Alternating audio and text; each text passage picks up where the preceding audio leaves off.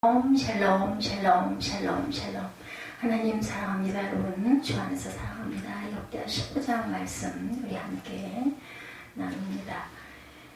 15장 전체에 보니 야훼께서 너희와 함께 하실지라 너희가 만일 그를 버리면 그도 너희를 버리시리라 이렇게 말씀하고 있죠. 우리가 지금은 야훼를 찾을 때 특히 2021년 2020년 코로나19로 인하여 정말 하나님께 기도하고 야훼께 부르짖을 때죠.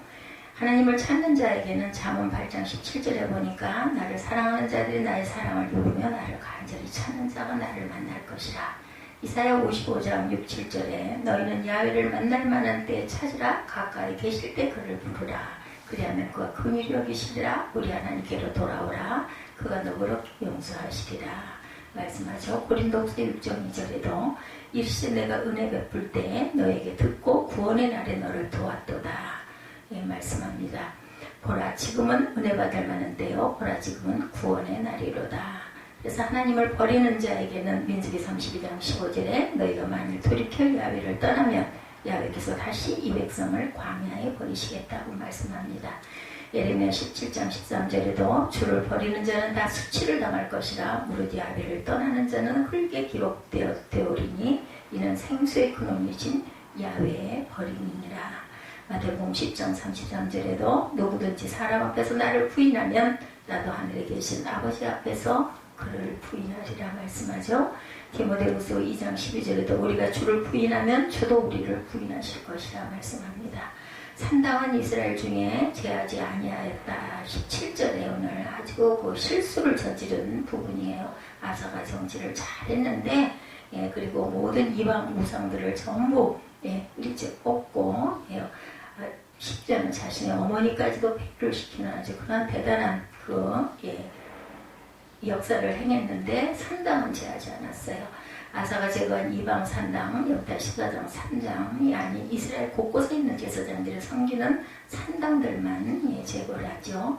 이런 산당은 히스기야와 요시야만이 온전히 제거했는데 하나님은 이런 산당이 아니라 오직 하나님께서 택하신 곳에서 제사 드릴 것을 명령하셨죠. 신명기 12장에 보면 1절에서 14절에 오직 너희 하나님 야훼께서 자기 이름을 두시려고 택하신 곳인 계실 곳으로 찾아 나아가서 이렇게 말씀합니다. 야훼께서 자기 이름을 두시려고 택하실 그곳으로 내가 명령한 것을 모두 가지고 갈지니 야훼께 택하실 그곳에서 번제를 드려라 말씀하죠. 열왕기하 18장 22절에도 히스기야가 그들의 산당들과 제단을 제거하고 유다와 예루살렘 사람에게 명령하기를 예루살렘 제단 앞에서만 예배하라 하지 아니하였느냐 하셨나니 이렇게 말씀하는데 그만 그것을 순종하지를 못했어요. 그리고 역대 15장에는 아사의 통치기간 동안에 남왕국 유다에 행해진 종교개혁 내용과 의의가 상세하게 소개되고 있습니다. 아사가 아주 잘했는데 막판에 잘못해가지고 결국 버림을 받죠. 선지자 아사랴의 훈계를 들은 유다왕 아사는 나라 안에 있던 모든 우상들을 파괴하는 종교개혁을 시행합니다. 이 일로 인해 하나님께서는 유다 나라에 평안을 주셨어요. 아사랴 선지자의 예언이 나오죠. 1절에 하나님의 신이 임합니다. 15장 1절을 보면 하나님의 영이 오뎃의 아들 아사랴에게 임하시네 이렇게 말씀하고 있죠. 아사왕이 구수 침략군에 대하여 큰 승리를 거두고 돌아올 즈음 하나님의 신이 오뎃의 아들 아사랴에게 임했어요.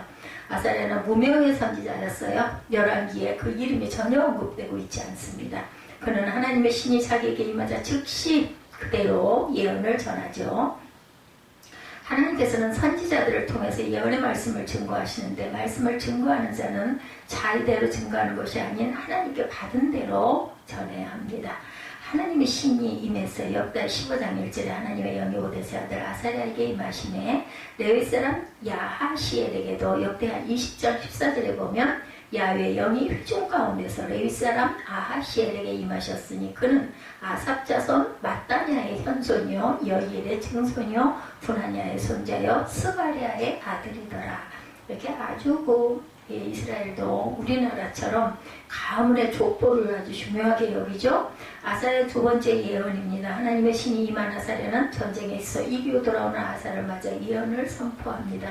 그가 예언한 첫 번째 내용은 너희가 야훼와 함께하면 야훼께서 너희와 함께 하실 것이라 이 예언이었었죠. 2절에 보면 말씀하고 있어요. 예. 그가 나와 아사를 맞아 이르되 아사와 및 유다와 베냐민의 무리들아 내 말을 들으라. 너희가 야외와 함께하면 야외께서 너희와 함께 하실지라. 너희가 만일 그를 찾으면 그가 너희와 만나게 되시려니와 버리면 너희가 만일 그를 버리면 그도 너희를 버리시리라 말씀합니다. 두 번째 예언은 너희가 만일 저를 찾으면 저가 너희를 함께 하실 것이고 만약에 찾지 않으면 나도 너희를 버리리라는 말씀을 하죠. 이 마지막 예언은 너희가 만일 저를 버리면 저도 너희를 버리시리라는 내용이었습니다. 아사랴가 아사를 맞이하는 부분이 나오죠. 역대 15장 2절에 그가 나가서 아사를 맞아 이르되 하고 얘기합니다. 솔로몬에게 준 다윗의 당부 역대상 28장 9절에도 다윗이 내 아들 솔로몬아 너는 내 아버지 하나님을 알고 온전한 마음과 기쁜 뜻으로 섬길지어다. 야훼께서는 모든 마음을 감찰하사 모든 의도를 아시나니 내가 만일 그를 찾으면 만날 것이요 내가 그를 버리면 그가 너를 영원히 버리시리라. 똑같은 얘기를 합니다. 아사왕을 격려하죠. 아사랴가 3절에서 7절까지의 내용이 그 내용입니다. 이스라엘에 참신이 없고 가르치는 제사장도 없고 율법도 없은 지가 오래되었으나 그들이 혼란 때 이스라엘 하나님 야훼께로 돌아가서 찾음에 그가 그들과 만나게 되셨나니 그때 온 땅의 모든 주민이 크게 쏟아나여 사람의 출입이 평안하지 못하며 이 나라와 저 나라가 서로 치고 이 성읍이 저 성읍과 또한 그러하여 피차 사망바 되었나니 이는 하나님의 여러 가지 고난으로 요란하게 하셨습니다. 그런즉 너희는 강하게 하라. 너희의 손이 약하지 않게 하라. 너희 행위에는 상급이 있습니다. 합니다. 너희가 잘 행하면 상급을 주시겠다라고 말씀을 하죠. 예, 하나님이 없었던 시기는 가깝게는 르호보암과 아비야의 시대였습니다. 멀게는 사사시대와 애굽의 노예시대에 하나님이 없었죠. 이 시기에는 이스라엘이 힘이 없으므로 어려움과 불행의 나라를 보냈어요. 그리고 제사장이 없었을 때라 상기해보라 이렇게 말씀합니다. 그런 후에 강하게 하라. 그리고 손이 약하지 않게 하라고 격려하시죠. 그런 개혁의 지속성을 요구하고 계신 겁니다. 언약을 잊지 아니하시는 하나님 신명기 4장 31절에 내 하나님이 아멘은 자비하신 하나님이십니다. 그가 너를 버리지 아니하시며 너를 멸하지 아니하시며 내 조상들에게 맹세하신 언약을 잊지 아니하시리라. 환난 날에 주를 부르라고 말씀하죠. 시편 50편 15절에 환난 날에 나를 부르라. 내가 너를 건지리니 내가 나를 영화롭게 하리로다. 우리가 너무 잘 아는 말씀입니다. 그래서 아사가 2차 종교 계획을 단행하죠. 8절에 아사가 이 말고 선지자 오데스의 예언을 듣고 마음을 강하게 하여 가증한 물건들을 유다와 베냐민은 온 땅에 없애고 또 에브라임 산지에서 빼앗은 성읍들에서도 없애고 또 야훼 낭실 앞에는 야훼 제단을 재건하고 유다와 베냐민의 무리를 모으고 에브라임과 므낫세와 시므온 가운데 나와 저희 중에 머물러 사는 자들을 모았나니 이는 이스라엘 사람들이 아사의 하나님 야훼께서 그와 함께 하심을 보고 아사에게로 돌아오는 자가 많았습니다라.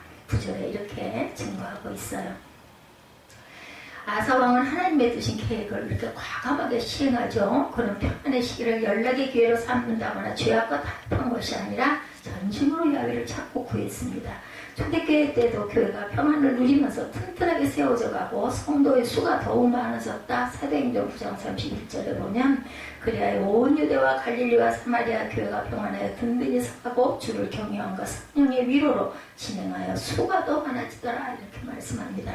현실에 안주하는 자는 더 이상 개혁을 추진할 수 없다는 것을 인식한 아사왕은 계속해서 개혁을 하죠. 모든 행위를 아시는 하나님 시편 139편 3절 나의 모든 길과 내가 눕는 것을 살펴보셨으므로 나의 모든 행위를 익히 아시오니 선지자 예언을 경청하지. 역대 15장 8절에 보면 아사가 이 말고 선지자 오데스의 예언을 듣고 마음을 강하게 하여 가증한 물건들을 유다와 베냐민 온 땅에서 없애고 에브라임 산지에서 빼앗은 성읍에서도 없애고 야훼 낭실 앞에 있는 야훼 제단을 재건했다 이렇게 증거합니다. 그러니까 철저하게 개혁을 아주 잘했어요.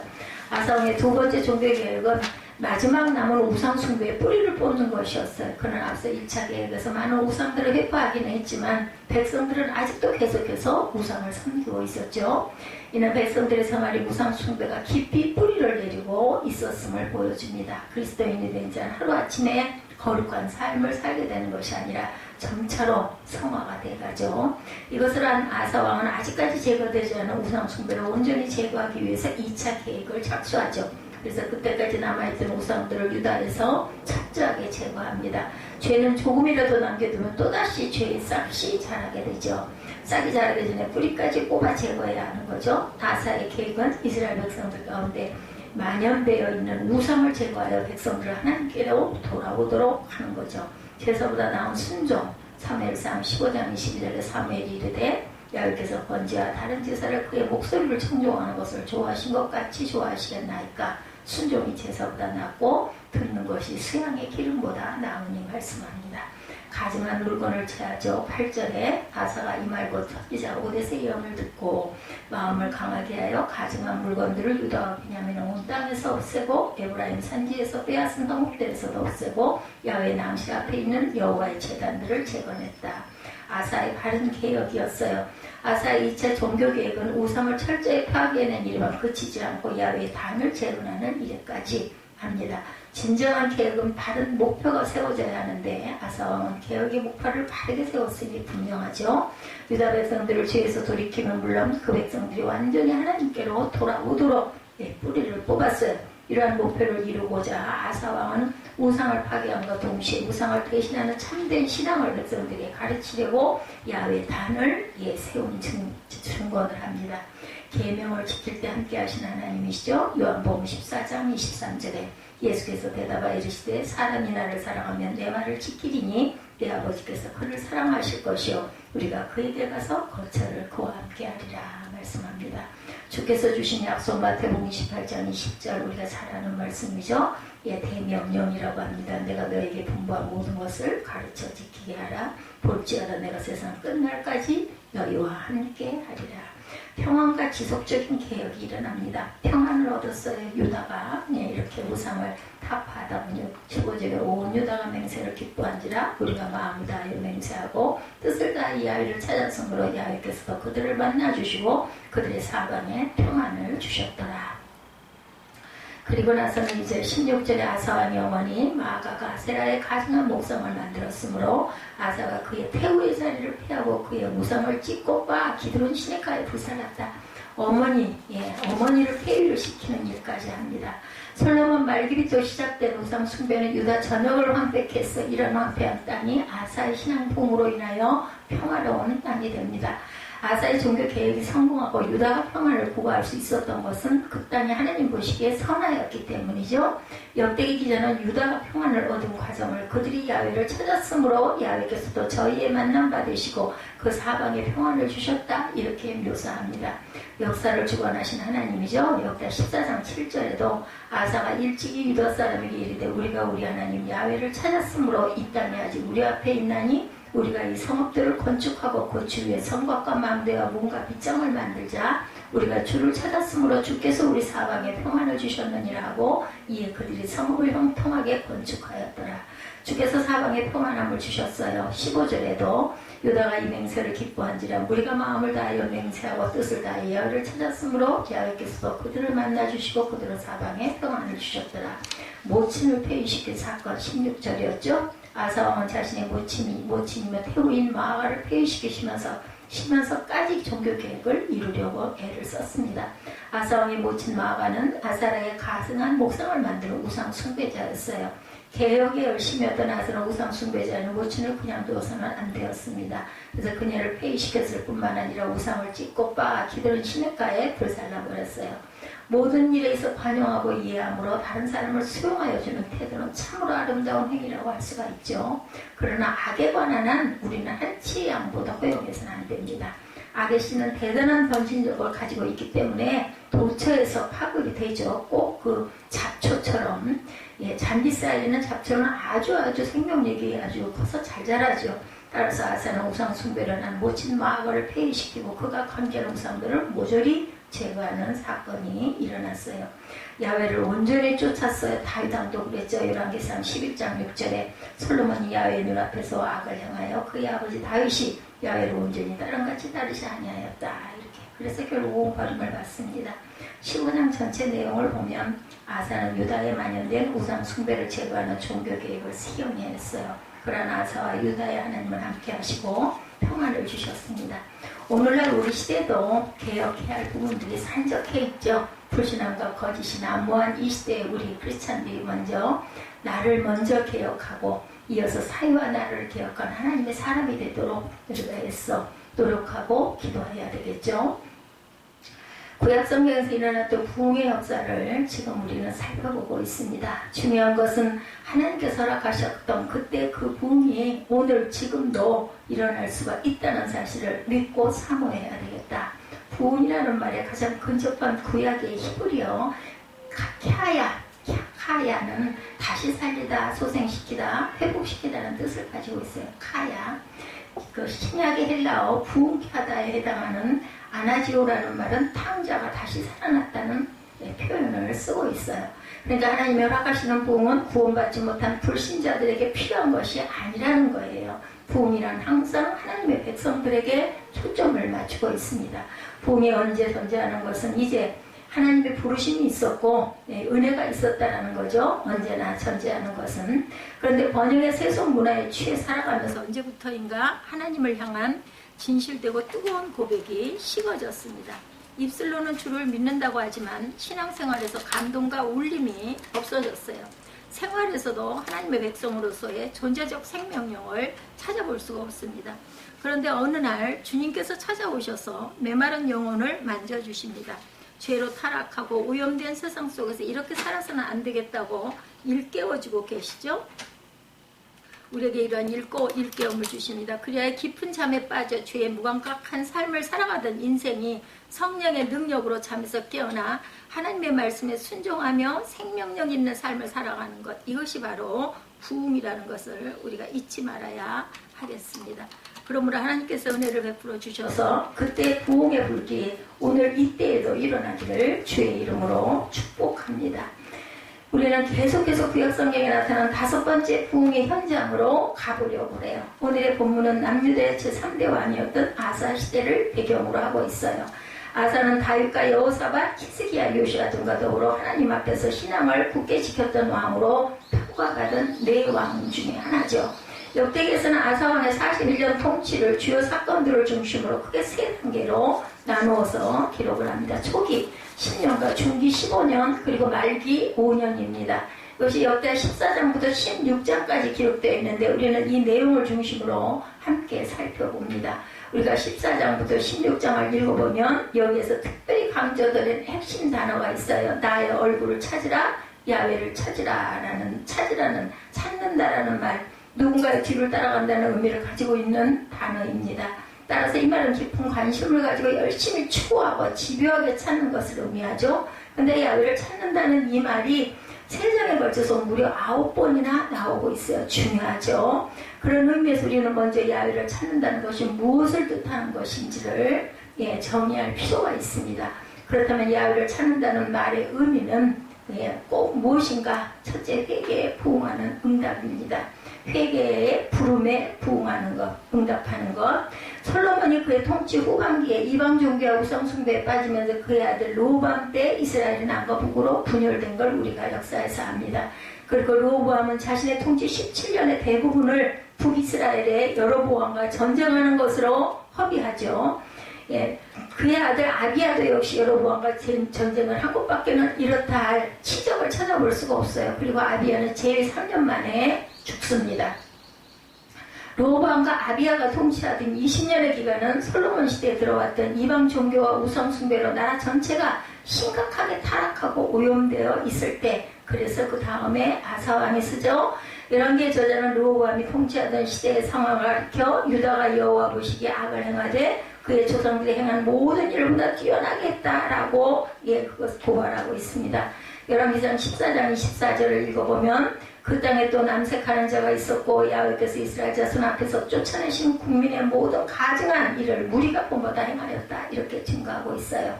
여기서 남색하는 자는 이방 신전에서 제사를 맡았던 남자와 여자 창녀들을 가리킵니다.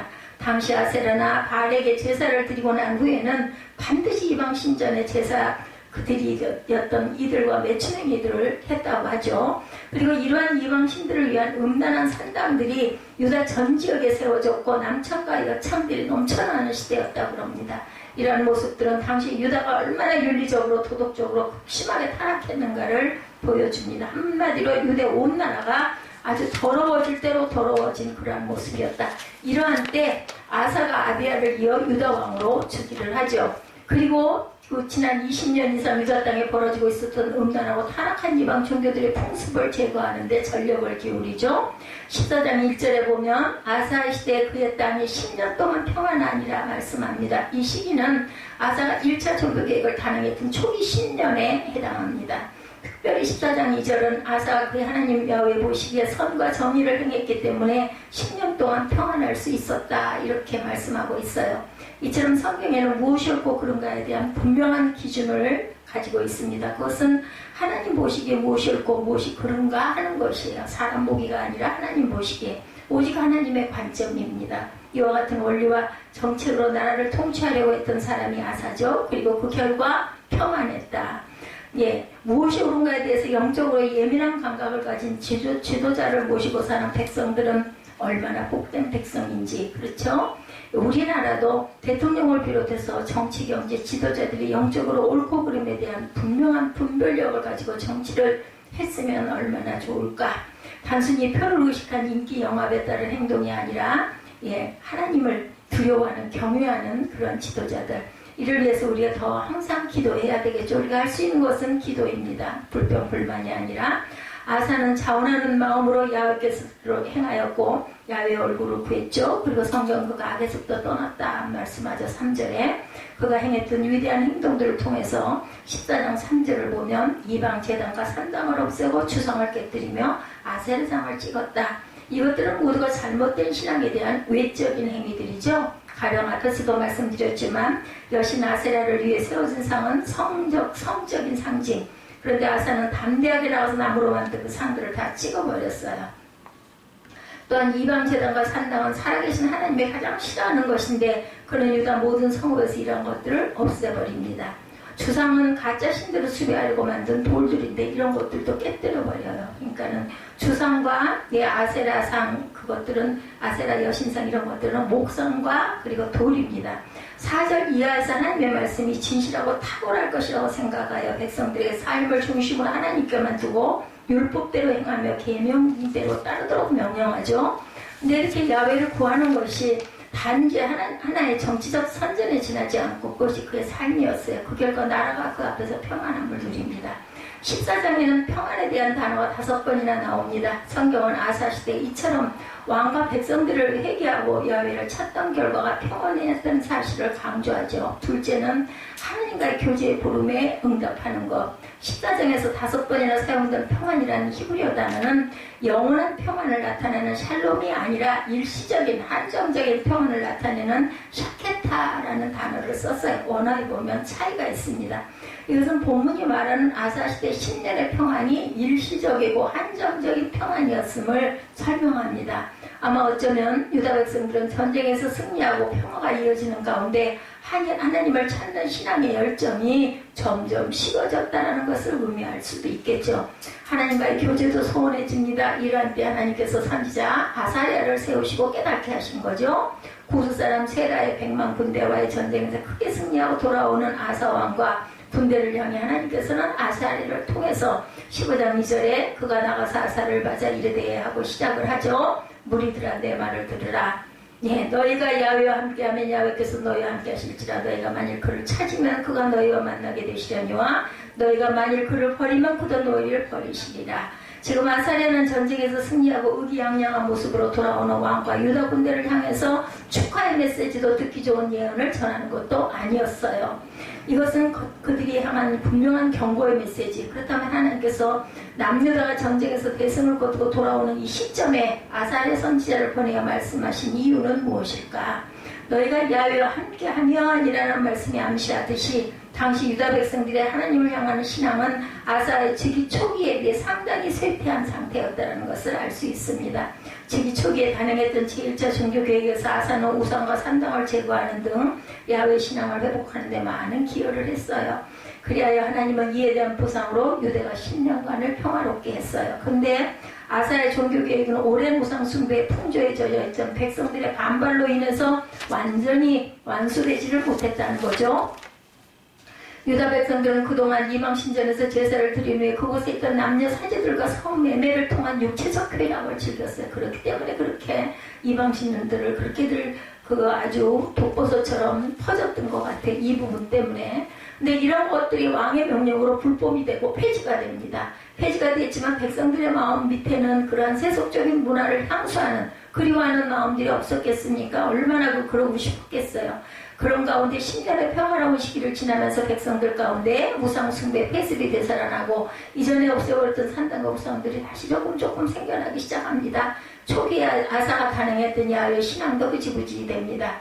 이에 하나님은 이들에 대한 경고로 구수인 세라의 침공을 허락하셨고 아사가 부르짖어 기도를 하자 하나님이 도와주셔서 대승을 일단 거두게 하신 후에 그런 후에 아사랴를 보내어서 신앙적 나태함을 책망하고 다시금 종교개혁을 완수하도록 그래서 2차 종교개혁이 일어났다는 거죠.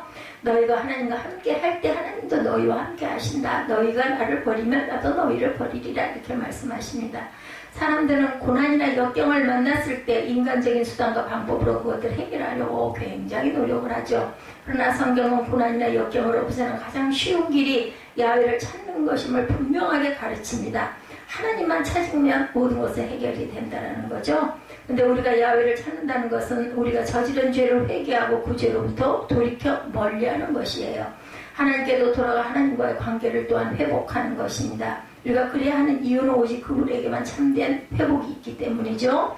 분명한 것은 우리가 진실하게 회개하고 야훼를 찾을 때 그래서 하나님과의 관계가 온전히 회복될 때 하나님께서는 우리와 함께 하신다는 사실입니다.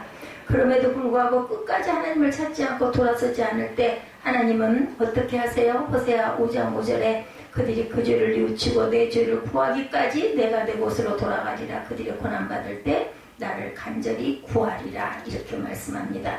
우리가 회개하고 하나님의 얼굴을 찾지 않으면 하나님께서는 내가 내 곳으로 돌아가리라고 말씀하세요. 내가 나 있는 곳으로 돌아가리라.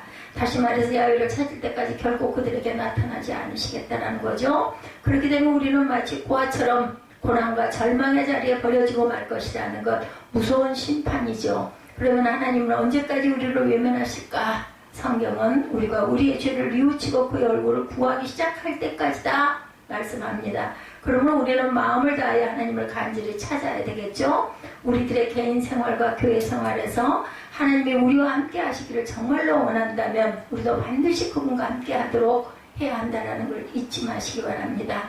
셋째는 하나님께 전적으로 헌신하고 전심으로 드리는 부름에 응답하는 것. 15장 3절을 보면 이스라엘에는 참신이 없고 가르치는 제사장도 없고 율법도 없은 지가 오래되었으니 한글 개혁 성경판에 오래되었으나 라고 해서 과거로부터 현재에 이르는 시간을 가리키고 있어요. 그렇지만 히브리어 원문에는 시제를 나타내는 동사가 없습니다. 그래서 이 말씀이 정확하게 어느 때를 가리키는지는 분명하지가 않습니다. 따라서 이 말씀은 과거로도 현재로도 미래로도 번역될 수가 있다는 거죠. 이 말씀이 과거 시제라면 이것은 사사시대와 같은 그때를 말하는 것이고 약 320년 정도 지속되었던 사사시대의 사람들은 야훼를 알지 못하였고 자기 소견이 옳은 대로 행동하는 등 이스라엘 역사상 가장 심한 영적 암흑기였죠. 사사시대. 따라서 사사시대는 참신이 없고 가르치는 제사장도 없고 율법도 없었다고 해도 과언이 아니에요. 반면에 현재 시대라면 이것은 아사시대 하나님께서 아사랴 선지자를 보내셔서 그들을 하나님께로 돌아오도록 부르시는 이때를 말하는 것입니다. 아사가 왕으로 즉위했던 초기 종교 개혁의 분위기가 시간이 지나면서 10년이 되니까 점점 식어가요. 그리하여 없애버렸던 산당들이 하나둘씩 세워지면서 우상숭배 조짐이 다시 일어나기 시작합니다. 백성들은 하나님의 율법에서 멀어지고 이러한 당시 영적 분위기를 지적하고 있는 것이고 현재 시제라면은 그리고 미래 시제라면 앞으로 남유다가 멸망으로 나아갈 수밖에 없을 정도로 타락하게 될 것임을 암시하는 말씀이라고 우리가 해석할 수도 있다는 것. 이것은 결국 어떤 시대에든 하나님의 백성들이 하나님에게서 멀어지는 영적 위기를 지적함으로 경각심을 일깨워주기 위한 말씀으로 보여지죠. 따라서 이 말씀은 모든 시대 모든 장소에 적용되는 진리입니다. 그리고 어느 시대에든 하나님을 멀리하는 불신앙의 결과는 분명하게 내가 너희를 버리고 멀리 나누느냐 내 자리로 떠나서 너희들과 함께하지 않겠다라는 것이죠. 그것은 그 땅에 참신이 없고 가르치는 제사장도 없고 율법도 없게 된다라는 것. 그런데도 아사 시대에 하나님께서 주셨던 그때의 경고의 말씀은 오늘 이때 우리 시대에도 해당이 됩니다. 잠언 29장 18절에 보면 묵시가 없으면 백성이 방자에 행한다라고 말씀합니다. 하나님의 말씀이 없으면 백성이 제멋대로 날뛴다는 것이죠. 오늘 우리의 시대가 바로 그런 시대는 아닌가 돌아봐야 합니다. 오늘 우리의 시대는 절대적 진리가 없고 갈수록 인간성이 심각하게 파괴돼 가고 있습니다. 우리가 하나님의 말씀을 듣고 말씀 앞에 온전히 순종하는 삶을 살아가는 것은 참으로 대단히 중요합니다. 만약 말씀이 없으면 사람들은 고삐 불린 망아지처럼 뭐라고 그래요? 방자에 행한다. 방자하다라는 거 무슨 뜻인지 우리가 알죠. 우리가 하나님을 멀리하면 하나님은 자기 곳으로 돌아가시고 우리의 모든 일에 침묵하실 것이다. 그러므로 우리가 지금 당장 해야 할 행동은 4절의 말씀이죠. 그들이 그 환난 때에 이스라엘 하나님 야훼께로 돌아가서 찾음에 그가 그들과 만나게 되셨나니. 그래서 찾음이라는 말씀의 반복이 계속해서 일어난다는 것. 여기 구약의 회개가 나옵니다.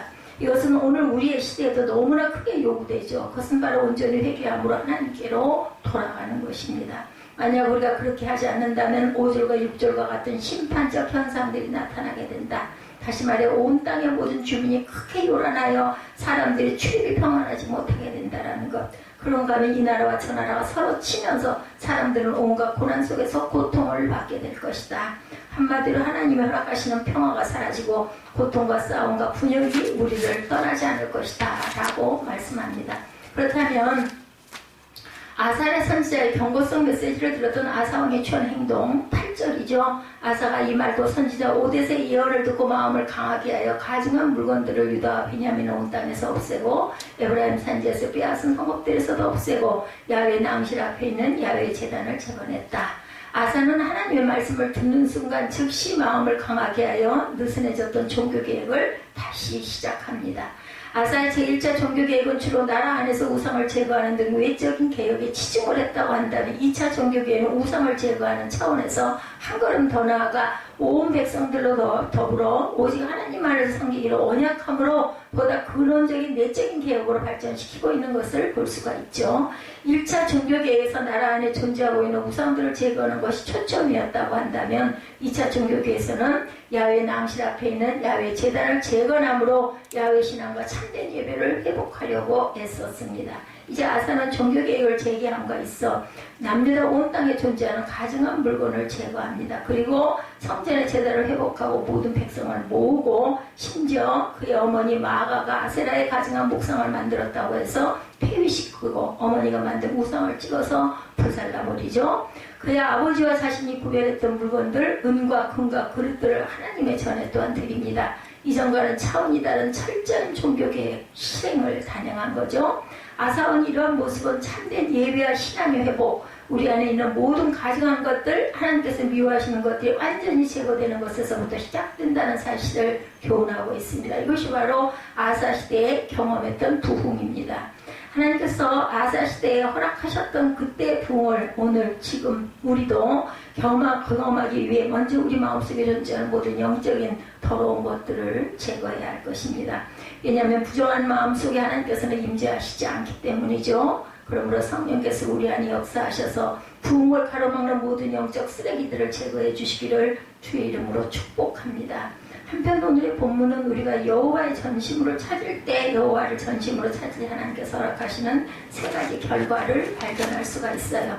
우리가 하나님께서 허락하시는 부흥을 통해 오늘 이때에도 경험할 수 있는 하나님의 축복, 우리가 야훼를 찾음으로 누릴 수 있는 축복. 첫째는 야훼를 찾을 때 평화의 때를 체험하게 될 것이다. 솔로몬이 죽은 후에 이스라엘은 남북으로 분열이 되죠. 10지파들이 연합하여 여로보암을 중심으로 북이스라엘을 세웠어요. 반면에 다윗의 후손인 르호보암을 따르겠다고 한 지파는 겨우 2지파뿐이었죠. 그런 가운데 엎친 데 덮친 격으로 르호보암이 왕위에 오른 지 얼마 되지 않아 애굽의 바로가 올라와서 남유다를 칩니다. 여로보암과의 전쟁도 끊임없이 일어나죠. 유다 땅을 파괴하려는 주변국들의 공격은 멈추지를 않습니다. 4년 초과라는 말이 이때를 두고 한 말이죠. 이것은 우상을 숭배하고 하나님을 멀리하는 그들 앞에 하나님께서 온갖 고난을 풀어놓으셨기 때문이에요. 14장 1절에 유다의 제2대 왕 아비야가 죽고 그의 아들 아사가 왕위를 계승하면서 이렇게 기록됩니다. 그의 시대에 그 땅이 10년 동안 평안하니라. 이것은 아사가 유다를 통치하면서 백성들의 우상을 버리고 야훼를 찾게 한 결과 하나님께서 그들에게 주신 축복이었어요. 아사의 철저한 두 번째 종교개혁은 아사왕 35년까지 다시는 전쟁이 없는 태평시대를 누리게 하시죠. 그것은 그 시대 사람들이 감히 상상도 할 수 없는 평화의 시대였다. 성경은 여러 해 동안 유다 땅에서 전쟁 없이 평안하게 살 수 있었던 원인이 야훼를 찾았던 데 있음을 증거합니다. 아사는 야훼 앞에 영적으로 바로 깨어있었던 까닭에 자기 시대의 태평성대가 어디서 비롯되었는지를 분명하게 인식했던 거죠. 우리가 이 땅에서 진정한 평화를 체험하고 누리기 위해서는 무엇보다 야훼를 찾고 구해야 한다는 것. 그죠? 그러기 위해서 먼저 하나님께 대한 흔들림 없는 신앙을 회복해야 합니다. 예수님께서도 우리가 그리스도를 구주로 영접할 때 우리에게 평안을 주신다고 요한복음 14장 27절에 증거하죠. 평안을 너에게 끼치노니 곧 나의 평안을 너에게 주노라. 내가 너에게 주는 것은 세상에 주는 것과 같지 아니하니라. 너희는 마음에 근심하지도 말고 두려워하지도 말라. 우리가 예수 그리스도를 구주로 영접하는 순간 그분을 전적으로 신뢰할 때 그리스도 안에서 영원한 참 평안을 누릴 수 있다는 거죠. 우리 안에 평안이 깃들었다 할지라도 잠시 후면 다시 불안과 초조와 탄식과 고통의 시간들을 또한 반복해서 경험하게 됩니다. 그 이유는 우리가 야훼를 전심으로 찾고 의지하지 않아서라는 것. 그러므로 하나님을 찾으며 전심으로 그분만을 신뢰하는 견고한 믿음에 사는 저와 여러분들이 되시기를 주님의 이름으로 축복합니다. 둘째는 우리가 야훼를 찾을 때 하나님의 임재를 다시 체험하게 될 것이다. 14장부터 15장의 핵심 주제는 야훼를 찾으라는 것이에요. 그래서 오늘 제목도 야훼를 찾으라입니다. 그 결과 주어지는 축복의 메시지는 야훼께서 우리와 함께 하신다는 것. 우리가 야훼를 찾을 때 하나님께서는 우리들에게 평화를 허락하실 뿐만 아니라 우리가 하나님의 임재를 체험할 수 있다는 것이죠. 아사 일생은 야훼 하나님을 찾는 삶이었다고 해도 과언이 아닙니다. 그가 그만큼 하나님과 깊은 영적 교제를 나누었어요.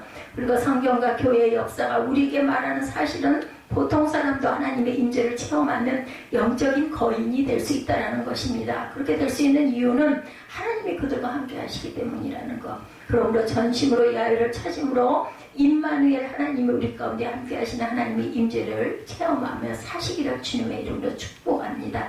셋째는 우리가 야훼를 찾을 때 우리의 대적들을 이기는 것을 보게 됩니다. 제1차 종교개혁의 불씨가 꺼져가려고 하는 시기에 구스 사람 세라가 100만의 대군을 거느리고 유다를 치러 들어오죠. 14장 9절에 그들은 병거 300대를 거느렸다고 합니다.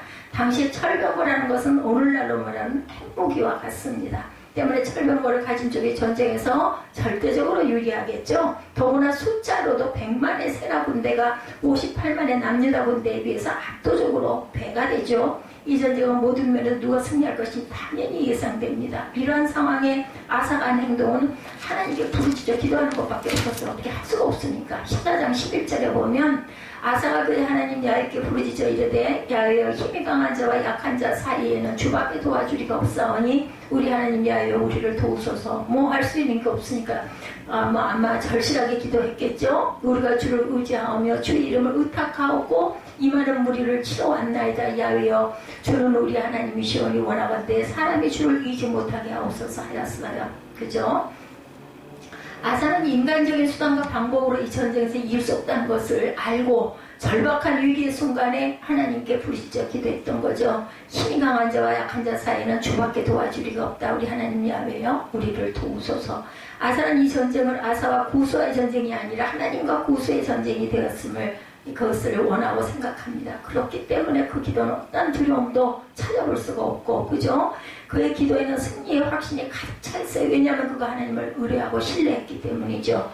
전쟁은 야훼에게 속한 것이죠. 우리가 찬양 잘하죠. 그렇기 때문에 전쟁에서 승리는 결코 사람의 숫자의 많음이 있는 것이 아니다. 중요한 것은 우리가 전심으로 야훼를 찾았느냐 그렇지 않느냐, 다리를 어디에다 걸치고 앉았느냐 아니면 온전히 하나님만 바라보느냐가 중요한 것. 그들이 하나님께로 가까이 나아가니 하나님께서도 그들에게 가까이 오셨다는 거죠. 그들이 원하는 바는 사람으로 주를 이기지 못하게 하옵소서 하는 것이었어요. 14장 13절에 보면 이에 고수 사람들이 엎드러지고 살아남은 자가 없었다라고 증거하고 있습니다.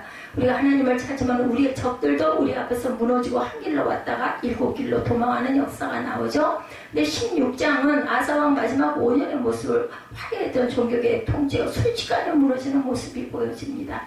14장에서는 100만 군대를 이기는 그러한 그 사건, 기적의 사건, 15장에서는 철저하게 모든 것들을 타파하고 우상을 전부 다시 없애버리고 그리고 다시 그 말씀을 가리킬 단을 세우는 그러한 사건, 16장에는 그만 완전히 아사왕 마지막 그 5년 동안 그 순식간에 그 믿음들이 무너지는 사건이 일어납니다. 통치 말기에 들이닥친 위기를 극복함에 있어 그가 깊게 세속적인 방법을 택했기 때문이죠. 첫째는 야훼 하나님께 부르짖지 않고 아람 왕 베나다드에게 도움을 요청합니다. 예전에는 그의 선조와 자신의 구별된 예물을 하나님의 집으로 옮겼지만 이제 그는 여호와의 전 곡간과 왕궁 곡간의 은금을 베나다드에게 보내면서 약조를 요구하죠. 사람을 의지합니다. 둘째는 예전에는 선지자 아사랴의 말을 들었지만 말기에는 오히려 옳고 충고로 내진 선견자 하나니를 옥에 가두고 자신의 뜻을 따르지 않는 백성들을 학대합니다. 이것이 바로 패망의 원인이었죠. 하나님은 다시 한번 아사왕이 야훼를 찾기를 권면하지만 유다의 평화가 없을 것이다 라고 예고하지만 아사왕은 하나님을 옥에 가두어 버립니다.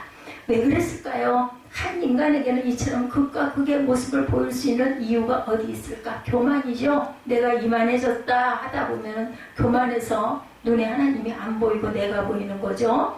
아사왕은 오랫동안 유지되었던 평화와 100만 군대의 승리를 통해 얻었던 부와 영예와 권력에 도취돼서 그 결과 그는 교만해졌고 교만해진 것은 하나님의 말씀에 귀를 막아버립니다.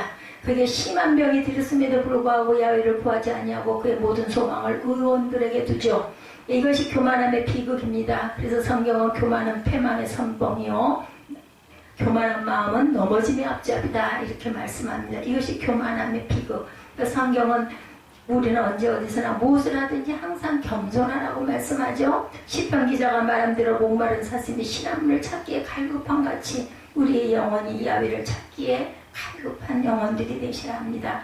그러므로 우리가 전심으로 야훼만을 찾을 수 있도록 우리의 마음에 다시 부흥을 일으켜 주시기를 기도하는 저와 여러분 되시기 바랍니다. 그러면 하나님은 우리가 요구하거나 생각하는 것들보다 훨씬 풍성이 넘치도록 은혜와 복을 채워주실 줄 믿습니다. 우리 찬양하시고 축도로 예배를 마치겠습니다.